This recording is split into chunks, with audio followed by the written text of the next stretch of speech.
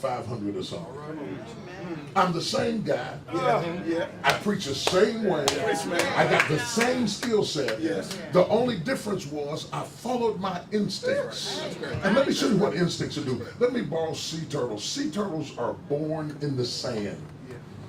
So when they hatch out, the only thing they've ever seen was sand. They don't meet their mother because the mother doesn't stay. They hatch out of the eggs, and the first thing they do instinctively is head for the water. Even though they've never been in water in their life, they head for the water because they are drawn to the water. When you find the thing you were created to do, like the sea turtles, you find out, hey, I can swim in here, I can move in here, I can do all kinds of things in here that I could not do on the sand. And I'm just asking you, are you where you need to be the best you can be? And do you have the courage to make the moves while you have the life to be the person you were created to be?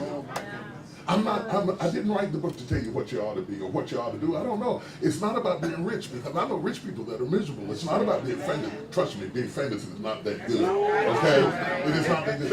It is about living your life on purpose. Yes, living your life on purpose. And to know that you did what you were created to do in this earth. That's why I wrote the book, and that's why I started this conversation.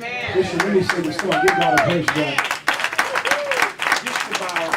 Everyone in this room goes to church, or at least been in a church. Amen, somebody? Amen.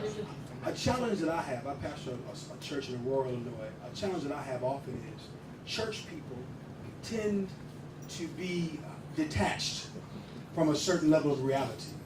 And what you're talking about, can I be honest up in there? And I've been there too. What you're talking about, how do you help, how can believers who believe in all the tenets of our faith, how can we live in a reality but still not be so caught up in our spirituality that we don't get it? Nothing ever changes. Come on, man. You know, don't drink the Kool-Aid. Don't drink the Kool-Aid. Don't drink the Kool-Aid. Okay? I don't know why people who are perfectly mentally sound and intelligent Monday through Friday get to Sunday morning and leave their brain completely at home, as if your intelligence would insult God's ability, when in fact it is with the mind, the Bible said, that we serve the Lord. Okay, and so while I love spirituality, and I love to worship, and I love to praise as good as anybody. I've been doing it almost my whole life, but I also love to think. I love to think, and I love to be around people of thought. And I like to be in a room that's over my head. Absolutely. I don't like to be in a room that's over my head. I tell people all the time, if you're the smartest person in the room, you're in the wrong room. If everybody in your life is drawing from you, you have outgrown your space. Come on, man. You need to be in a room that challenges you, that makes you read, that makes you think, that makes you ponder, that wakes you up. And I don't think that anything that we do on Sunday morning should deteriorate who we are on Monday.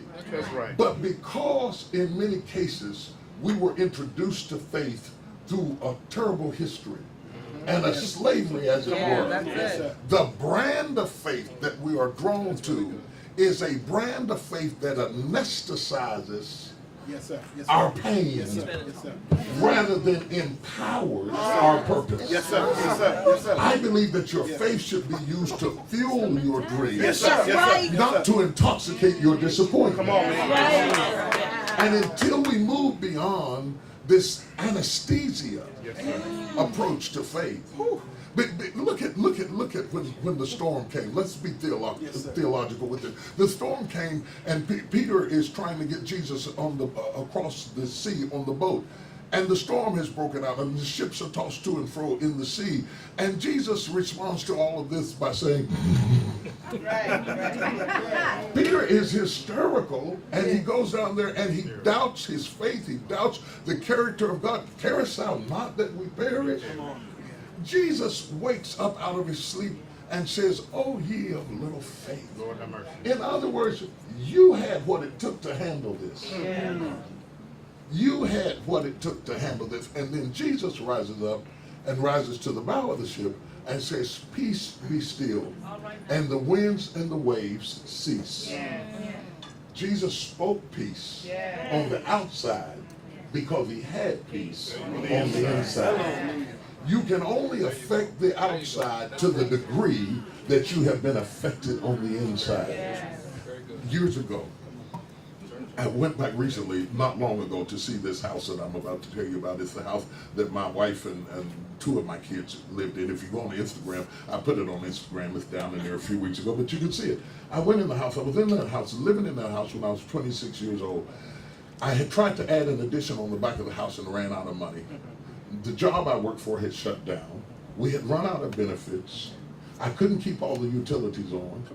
I had given them my neighbor's phone number. Her name was Anna Roy. They had to call Miss Roy's house to get a call through to me, and then I'd have to go up to her house to answer the phone. In the middle of the night, I would wake up in the middle of the night and wonder, as a young African-American man, do I have what it takes to make it? Have I bitten off more than I can chew? I have this woman and these two kids, and I'm not sure I can feed them.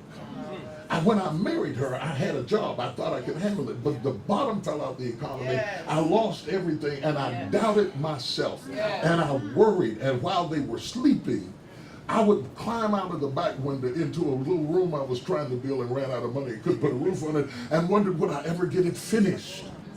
Here I come down recently now, speed up 30-some years later. I'm 56 years old, and I come down to do a funeral in West Virginia. I came down to West Virginia to do a funeral, and then I had the driver drive me over to the old house. I got out of the car and walked down the driveway, and my 56-year-old self looked at my 26-year-old self and said, "You made it."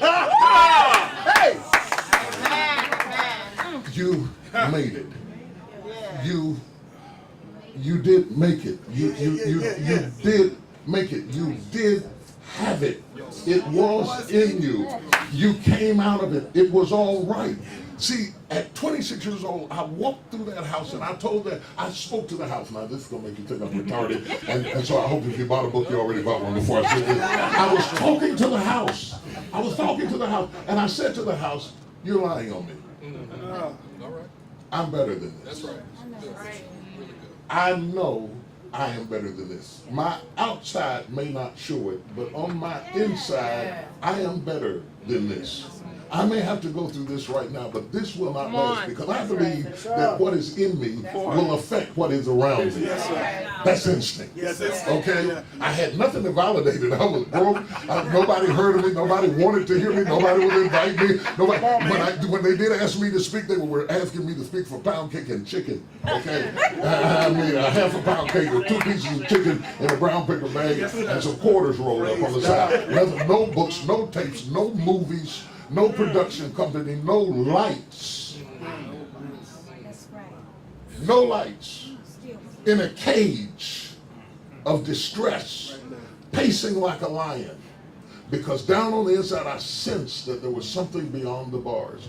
And I wrote this book because there are very few people who live to be in the position that I'm in, who get to do the things I got to do, who can relate to the person on unemployment and welfare and food stamps and still entertain the princes and the kings of this world. That's what I'm talking about. You understand? Yes. That latitude and that longitude to which you are able to reach the polarities of life gives you a perspective that is fresh and unique. Yes. Yes.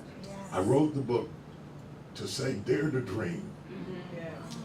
Fight to dream, to follow your instincts, to invest and surround yourself with people who feed what you believe. Because if you feed it, if you fire it, if you fuel it, if you walk in it every day, I just believe whatever is in you, it may be starting a nursing home, it may be opening up a business, it may be just raising a great kid, it may be a soccer mom.